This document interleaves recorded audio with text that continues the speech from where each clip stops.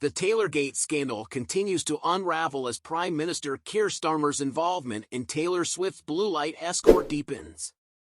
New revelations suggest that not only did he attend her concert, but he also secured a private meeting with the pop superstar backstage, fueling criticism of political influence and misuse of public resources. What started as an intriguing pop culture moment, a VIP blue light police escort for Taylor Swift, has now escalated into a political storm dubbed Taylorgate. At the heart of the controversy is Prime Minister Keir Starmer, whose attendance at Swift's final Eras tour concert in London, alongside his family, is drawing sharp criticism.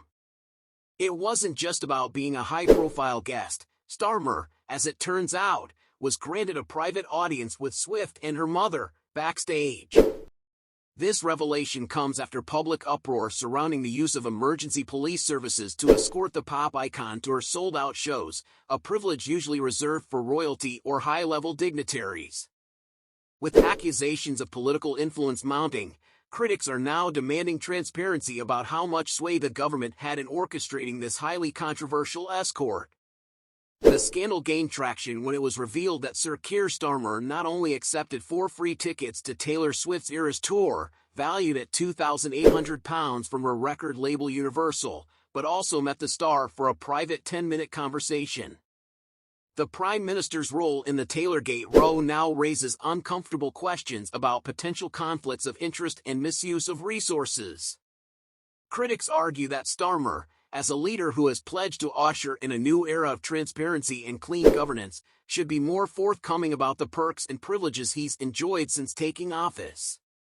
At the heart of the controversy is the issue of Swift's blue light escort, which Scotland Yard initially rejected, only to reverse the decision after negotiations involving Starmer's then Chief of Staff, Sue Gray. The escort, typically used in emergency or high-security situations, has sparked outrage among taxpayers and law enforcement officials alike. Some argue that this royal-style treatment for a celebrity demonstrates an abuse of power, with Tory MPs like Louis French calling for the Prime Minister to come clean about the level of government involvement in securing such services for Swift. The fact that ministers engaged in talks with Scotland Yard over Swift's security needs, in light of a foiled terror plot in Austria, has done little to quell public skepticism. Adding fuel to the fire, opposition figures like Susan Hall have demanded an independent inquiry into how much political pressure was exerted on the police. Hall, who chairs the London Assembly's Police and Crime Committee, voiced concerns over whether government influence played a role in Scotland Yard's final decision, questioning why the request was initially denied but later approved. Downing Street has been slow to offer clear answers, refusing to confirm Starmer's private meeting with Swift until after 6 p.m. on the day of the concert.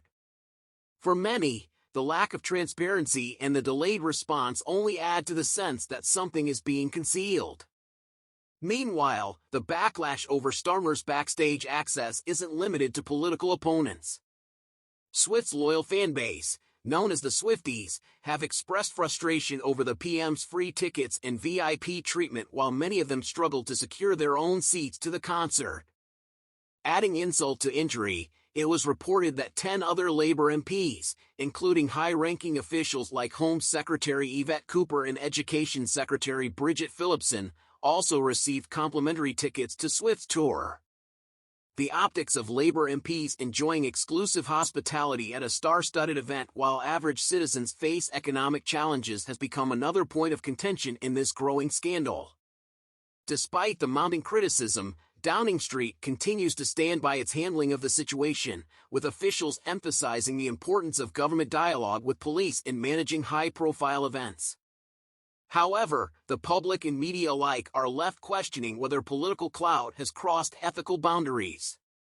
Starmer's previous promises of integrity and clean governance are being tested, as pressure mounts for him to repay the gifts and hospitality he received, much like his recent decision to return £6,000 worth of perks following public scrutiny. So far, the Prime Minister has not repaid the value of Swift concert tickets, raising further doubts about his commitment to full transparency. As the Taylorgate scandal deepens, Prime Minister Keir Starmer faces a wave of criticism over his involvement with Taylor Swift's VIP treatment and blue light escort.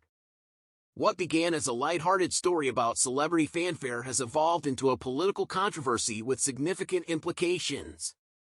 As calls for an independent inquiry grow louder, the public awaits clarity on just how much political influence was at play. In a political climate where integrity is key, this unfolding saga threatens to leave a lasting mark on Starmer's leadership.